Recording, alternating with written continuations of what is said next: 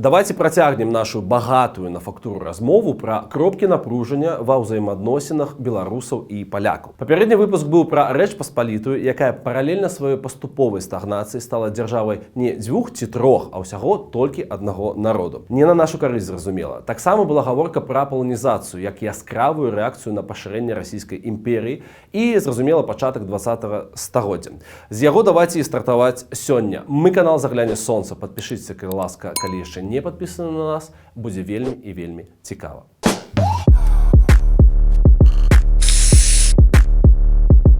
Фінал Першай сусветнай вайны і паслядоўны развал імперыю аўстра-вугорскай і расійскай найперш час мега-паскарэння ўсіх працэсаў. Уявіць сабе, як у фантастычных фільмаў, калі карабель вісіць у космасе, а пасля паскараецца да хуткасці свету і фух у іншай частцы галактыкі. Трэба было вызначацца і хутка прымаць рашэнне. Ну і, адпаведна, браць сабе столькі ўлады і зямлі, колькі можаш. Палякі, трэба аддаць ім належнае, шансам скарысталіся на максімалках. Пілсудскі, які хутка выкрысталізаваўся як нацыянальны лідар са сваім асабістым выбарам, таксама хутка вызначыўся. Пішуць па маладосці, яшчэ мог дзе-нідзе ў дакументах запісваць сваю нацыянальнасць як беларус. Вазіў кантрабандай кніжкі Багушевіча ў расійскую імперыю, а ў 1919 годзе ў Менску выступаў на чысцюткай беларускай мове. Але чэл з цягам часу зразумеў, што яго тэма – гэта Польшча. Тое самае толькі наадварот было з братамі Луцкевічамі. У нас ёсць пра іх адпаведны выпуск, ласка, паглядзіце, ну і падпішыцеся на канал, гэта вельмі высокая азнака нашай працы, нам сапраўды вельмі прыемна. Дык вось, браты Луцкевічы выраслі ў польскамоўным асяроддзі, але яшчэ ў 1900-х вырашылі, што яны беларусы. То бок людзі з супер-мегападобнымі бэкграўндамі мелі вызначыцца, за каго яны ўпісваюцца. Палякі, зразумеўшы сваю сілу, вырашылі браць усё і адразу. То бок ужо нацыянальную польскую дзяржаву будаваць па межах колішняй Рэчы Паспалітай. Таму уласна і даходзілі ў нас, у Беларусі, да Бабруйска ажна, думаючы першасна недзе там паставіць слупочкі з белымі арламі. Іх сапраўды можна зразумець. Чувакі мелі свой інтарэс і не былі некаму нешта абавязаны. БНР не магла выступаць як раўназначны партнёр. Пра факапы БНР, дарэчы, у нас быў асобны выпуск. Паглядзіце яго, калі яшчэ не. Таму і яе прадстаўнікі БНР былі не удзельнікамі працэсу, а толькі так, на маргінезу, паглядзець, але не кранацца, не датыкацца. Месцамі адбываўся, я прашу прабачэння, але гэта вельмі падобна на праўду, класічны кукалдзізм. З тваёй зямлі кожны робіць што хоча, а ты стаіш і глядзіш. Для ілюстрацыі вельмі яскравая гісторыя. Станіслав Булак-Балаховіч, чалавек, які быў гатовы ствараць войска для БНР, даць туды сваіх байцоў, але ні пра што не дамовіўшыся, звярнуўся да Пілсудскага, бо там нармальныя ўмовы і сур'ёзныя людзі. Сумна, але так і было. Гісторыя захавала для нас фразу, якую прыпісваюць таму саму Пілсудскаму. ХВ ці праўда, але яна фігуруе ў шматлікіх публікацыях. Можна рабіць нешта для беларусаў, але з беларусамі разам не. Ну і як вынік, калі праходзіла вядомая парыжская канферэнцыя, яшчэ ў студні 1919 году, па выніках вайны яна адбывалася, тыпу як жыць далей і як далей будзе выглядаць Еўропа, тады з былых нявольнікаў расійскай імперыі запрасілі толькі палякаў і фінаў. Беларусы, літоўцы, украінскі не цікава. Тыпу вас няма. Пасля 1921 году заходняя частка Беларусі, роўна як Галічына і Віленшчына, апынуліся ў складзе Польшчы, якую пафасна назвалі другая Рэч Паспалітая, ужо без прыстаўкі абодвух народаў, бо толькі адзін народ дамінаваў, зразумела, польскі. Пілсудскі некалі быў прыхільнікам федэралізму, то бок такога агульнага будаўніцтва дзяржавы рознымі народамі. Вёў размовы пра аднаўленне ВКЛ нават, але ў выніку перамагла лінія Польшча як нацыянальная дзяржава на ўсіх землях, які кантралюе Варшава. Ну і пачынаецца гэтая вельмі балючая ў нацыянальным плане гісторыя. Тая Польшча і палякі пра гэта цудоўна ведаюць і шмат пішуць, не была ані разу дэмакратычнай дзяржавай. Сам Пілсудскі і яго каманда ўрэшце прыйшлі да ўлады ў выніку вайсковага пераварота з баямі ў цэнтры Варшавы. Таксама Польшча не была ані разу прыязнай да нацыянальных меншасцяў – беларусаў, украінцаў, яўрэяў, немцаў, літоўцаў і гэтак далей. Ці з'яўлялася гэта сітуацыя выключнай? Не. Бо па ўсёй Европе, асабліва ва ўсходняй Европе, паўсталі аўтарытарныя рэжымы з перакосам нават у фашызм. Калі б БНР тады атрымалася як дзяржава, вялікая верагоднасць, што ў нас было б тое самае. Яшчэ ў 1920-х беларусы ў Польшчы маглі адчыняць свае школы, рэгістраваць партыі, таварыствы, удзельнічаць у палітыцы нават, адпраўляць паслоў у Сойм, то бок парламент. Пасля ўсё гэта зачысцілі, звялі да поўнага мінімуму. Нават у перапісах насельніцтва беларусаў пачалі пісаць як тутэйшых, пра што кажа гісторык Олег Латышонак. Усё гэта рабілася, каб зменшыць іх колькасць чыста намінальна. Пра тутэйшасць, дарэчы, мы маем асобны выпуск, калі ласка, паглядзіце яго. Замест беларусаў і украінцаў палякі прыдумалі праваслаўных палякаў як катэгорыю насельніцтва для далейшай асіміляцыі, то бок перажоўвання. Самую вялікую беларускую партыю БСРГ, беларускую сацыялістычную грамаду, якая налічвала больш за 100 тысячаў чальцоў, закрылі. Паслоў у Сойм палітыкаў пасадзілі. Нават бяскрыўдныя культурныя арганізацыі, такія як ТБШ, гэта таварыства беларускай школы, драконілі, бо беларушчына гэта тыпу ўжо палітыка. Нейкія сходы і мітынгі прыязджала паліцыя і ўсіх пакавала. Ну і вобшукі, канфіскацыя маёмасці, жудасныя тэрміны. Усё гэта вельмі нагадвае рэаліі сучаснай Беларусі. З той розніцай, што Польшча прайшла гэты этап сталення 100 год таму. Беларусь толькі праходзіць зараз. І чым гэта ўсё скончыцца, на жаль, мы пакуль не ведаем. Хоць, канешне, польская сітуацыя гэта не СССР, і ты атрымаеш прынамсі адваката, а па выніку цябе не расстраляюць. Проста будзеш доўга сядзець і выйдзеш на волю з расхерачаным здароўем, плюс зразумела, паламаным жыццём. Тут паказальны прыклад Браніслава Тарашкевіча, якога мы ўсе прыўкрасна ведаем праз Тарашкевіцу, граматыку мовы, якой дагэтуль, дарэчы, карыстаюцца калегі з Радыё Свабода. Чэл быў цалкам палонафілам гадоў 5 у ранняй Польшчы. Пакуль не зразумеў, як гэта выглядае ўсё насамрэч. Пайшоў у апазіцыю і нон-стоп сядзеў. Свае пераклады на беларускую Міцкевіча ці Кіплінга ён, дарэчы, рабіў акурат у польскай турме, бо, дахіра было вольнага часу там. На жаль.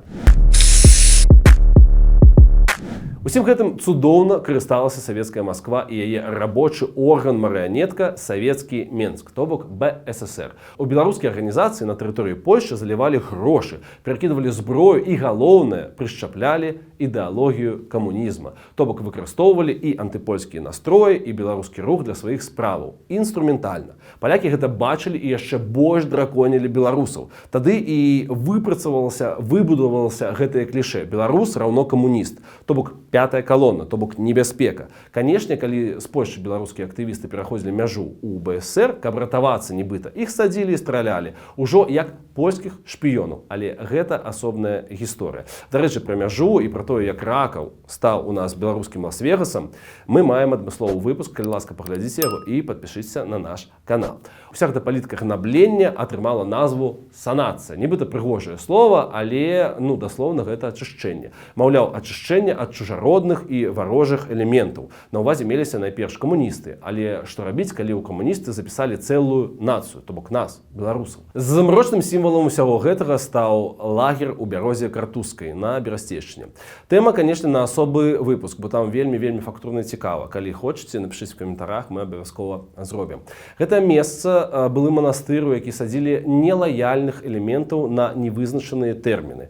І тэрміны, зразумела, можна было далей падаўжаць колькі заўгодна. І там быў абсалютны Оруэлл 1984 з псіхалагічным ціскам, бессэнсоўнай працай, пабоямі, выбіваннем зубоў і гэтак далей.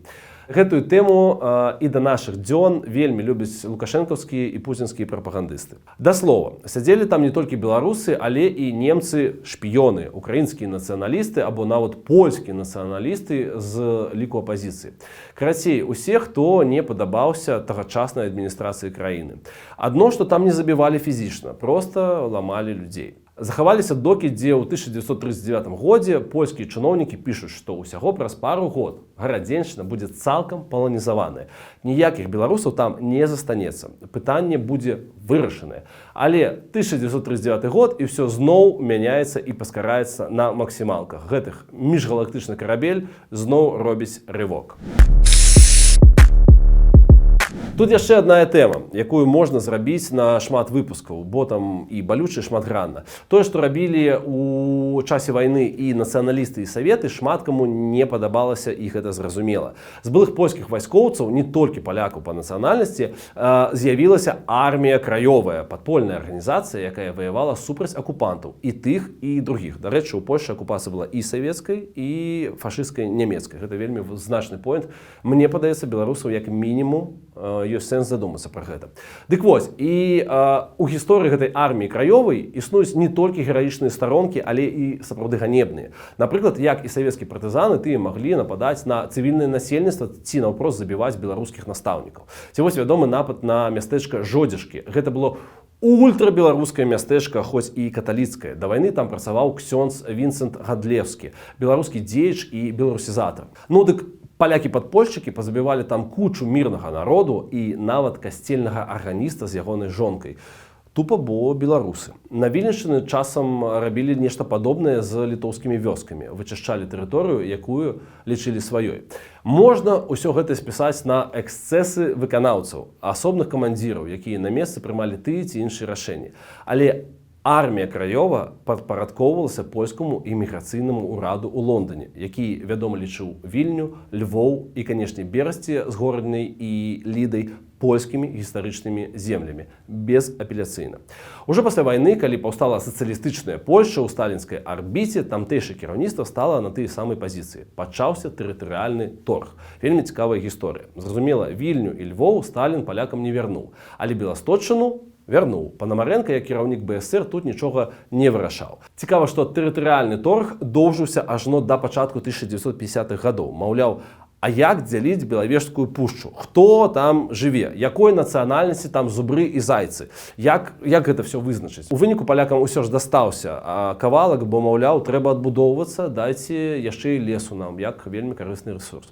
І тут яшчэ адна сумная старонка, звязаная з лёсам беларусаў Падляшша, бо іх пачалі ціснуць ужо ў сацыялістычнай Польшчы. Рэшткі польскага падполля, гэта ўжо не армія краёва, а постакоўскае падполле, часам займаліся і забойствамі мірнага насельніцтва і паленнем вёсак. І гэта кейс сумна вядомага камандзіра і беларусафоба Рамуальда Райса Бурага. Часам беларусам проста намекалі: валіце адсюль у БСР або куды хочаце. Вас тут не трэба. Ці едьце са сваёй зямлі ў пустуючы пасля высялення немцаў Вроцлаў ці Гданьск. Калі пасля 1945 году нейкія беларускія школы на Падляшшы яшчэ адчыняліся, то пад канец 40-х дружна зачыняліся і пераводзіліся на польскую мову. Чаму у рэшце-рэшт беларусаў на Падляшшы амаль і не засталося? Або яны з'ехалі, або сталі праваслаўнымі палякамі з прозвішчамі Міхнюк, Іванюк, Сарока ці Макей. Гэта мала вядомая ў нас тэма, бо пра беларускае Падляшша мы наогул мала ведаем. Нават у часы салідарнасці 80-х гадоў было вельмі па-рознаму. Вярхушка руху была дэмакратычнай, але ў рэгіёнах на тым жа Падляшшы часта дамінавалі нацыяналістычны настрой. І тое старое кліше: беларус раўно камуніст. І гэтым цудоўна карысталіся польскія сацыялістычныя ўлады, каб выключыць беларусаў з пратэснага руху. Бо, маўляў, калі пераможа салідарнасць, вам, шаноўнае гаспадарства, гамон. Цяпер паўстае пытанне: што нам з гэтым зусім рабіць? Тут варта ўзгадаць Ежы Гідройца, рэдактара эмігранцкага парыжскага часопісу «Культура», пра якога мы казалі ў відосе пра балта-чарнаморскі звяз. Ён прыкінуў, што палякі так доўга ваявалі з нямецкай ці расійскай імперіямі, што і самі захацелі стаць такімі ж. І гэты шлях такое сабе. З украінцамі, беларусамі ці літоўцамі лепш супрацоўнічаць, каб будаваць супольнае заўтра. Бо інакш будзе бясконцая вайна, пераможцаў у ёй не знойдзецца. І вельмі крута, што Польшча стратэгічна, не гледзячы, якая там партія ці прэзідэнт пры ўладзе, трымаецца гэтай пазіцыі. Давайце нешта крутое пабудуем разам. Дадамо таксама, што цяжка знайсці ў Еўропе краіны, якія мяжуюць адна з адной і ў якіх не было паміж сабой гістарычна канфліктаў. Францыя і Германія — гэта проста трындос, сотні год войнаў. Францыя і Брытанія — прыблізна тое самае. Балканы — супер цяжкая тэма і яшчэ вельмі свежая. У тых жа палякаў ёсць куды больш канфліктаў у мінулым з украінцамі, ад Хмяльніцкага да Валыні, а яшчэ з немцамі, літоўцамі ці нават чэхамі. Ва ўсіх ёсць адно да аднаго пытанне. Дык вось, выбар сучаснай Европы, якая перажыла шмат гаўна ў сваім мінулым, гэта памятаць пра тое, што было. але шукаць кропкі супрацы. Не зациклівацца на тым, што было раней. Галоўнае – гэта адказ на пытанне, чым мы можам быць карыснымі адзін для аднаго. І калі ў нас супадаюць базавыя каштоўнасці, погляды на свабоду, годнасць, прыватную ўласнасць, правы чалавека, дык гоў рабіць нешта разам. З маскалямі у нас гэтыя базавыя каштоўнасці так уже атрымліваецца, ніколі не супадалі. І не супадаюць зараз. З палякамі хутчэй супадаюць. Ну, а дадатак гэта немаверны пласт супольнага мінулага і пазітыву. Бо Касцюшка, Міцкевіч, Пясецкі і яшчэ куча крутых чувакоў хацелася б верыць, глядзяць на нас з таго свету і жадаюць нам усім поспеху. Нагадваю, мы канал Загляне Сонца. Дзякуй вялікі, што паглядзелі гэты відос. Прашу вас на яго падпісацца, калі для вас бяспечна. І давайце беларусець разам.